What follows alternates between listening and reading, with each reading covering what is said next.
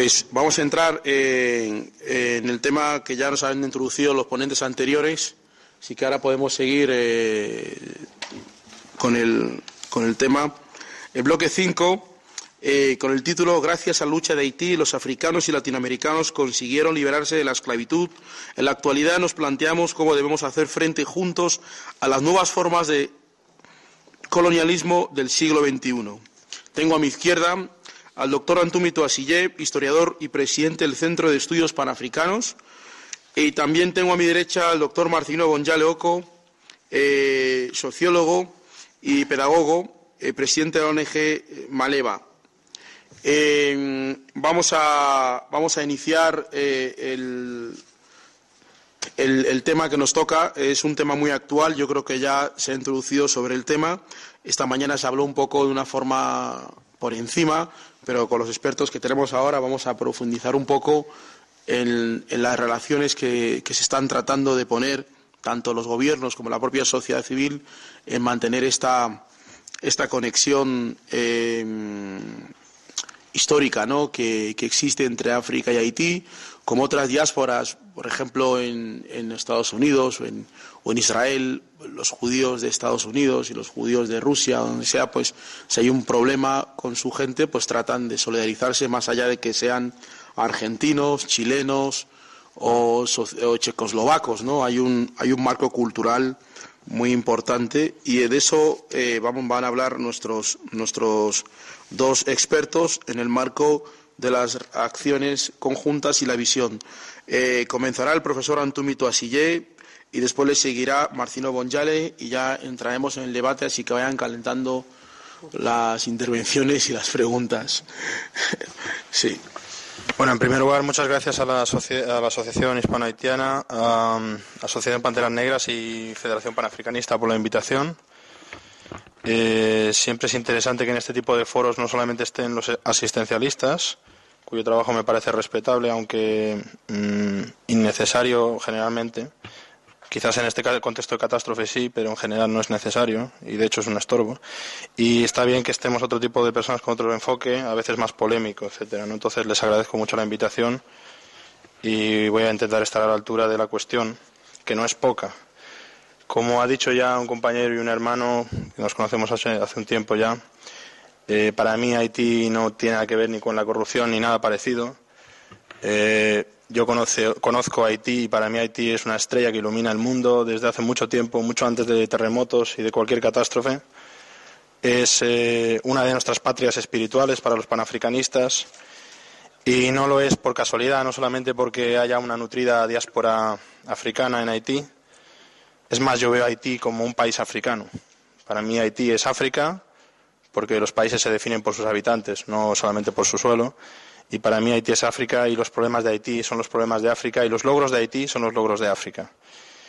Y en esta triste historia de la humanidad, Haití juega un papel muy importante, un papel crucial, un papel que ha sido silenciado por una expresión también del señor Aguín Fubea, que es el apartheid mediático. Hay un apartheid mediático sobre Haití y conscientemente se silencia el pasado de Haití y la importancia del pasado de Haití. Hace un tiempo, en febrero pasado, escribí un artículo sobre la historia de Haití y sobre una pequeña reflexión. Si realmente la humanidad conociese la historia de Haití, solamente el turismo que eso generaría hubiese levantado el Estado. Sería uno de los estados con mayor afluencia de visitantes del mundo. Pero ¿qué pasa? Que los logros de los negros no son los mismos que los logros de los griegos, etcétera. Imagínense la crisis griega actual sin turismo. ¿Cómo estaría Grecia ahora? O imagínense Italia, que Italia sí que es un país corrupto de verdad, y además con una corrupción de cientos de años. Imagínense Italia sin turismo. Pero sin turismo, o sea, es una corrupción abierta, porque cualquiera que ha estado, sobre todo en el sur, es impresionante. Entonces, esto siempre con respeto hacia los italianos, ¿no? Pero la corrupción para mí no es más que un sistema más cuando hay una ausencia de Estado. Es un sistema de supervivencia más cuando hay ausencia de Estado. Y en estos países el turismo les ha salvado. Y a mí me da mucho miedo cuando se habla de Haití, se habla de las riquezas de su subsuelo. Ojalá que nunca se levanten, porque el día que se levanten, ahí sí que vamos a ver cómo se abalanzan sobre nosotros toda la rapiña internacional, como ha pasado con tantos y tantos países, ¿no? Que se lo digan al Congo, por ejemplo, ¿no? En este artículo yo hacía esta reflexión porque decía que si todo el mundo, voy a leer algunos extractos, digo, si todo el mundo verdaderamente supiera lo que pasó en torno al fuerte de Vertiers en Cap-Haïtien hace algo más de 200 años, tal vez no hubieran muerto tantas personas bajo los calamitosos escombros de un sueño planetario. En Vertiers, un 18 de noviembre de 1803, el vizconde de Rochambeau mantenía la desesperada posición francesa comandando unas diezmadas tropas napoleónicas. La élite de su tiempo, quizás solo comparable a los marines actuales. La tropa estaba desalentada y temerosa porque hacía meses que se habían dado cuenta de un fenómeno excepcional de la historia. Los hombres y mujeres que han ganado su propia libertad son lo más parecido a semidioses imbatibles. Las tropas francesas a las puertas de los fuertes sitiados de Haití relataron la experiencia llenos de admiración y de reconocimiento, porque ellos también habían sido revolucionarios que morían por el sueño de un mundo más justo. Los franceses, y esto es un relato textual de los militares que estuvieron allí, lanzaban una andanada de batería de cañones, lanzaban una andanada y había una vía en medio de la masa humana, pero enseguida esa masa se llenaba. Llenaban el hueco dejado por la bala de cañón y entre cánticos ancestrales africanos proseguían la marcha descalzos con la ropa hecha jirones envueltos en sudor y en sangre. Esa es la revolución haitiana. Y todo eso había empezado con una supuesta conjura, que ahora la quieren llamar conjura, ¿de acuerdo?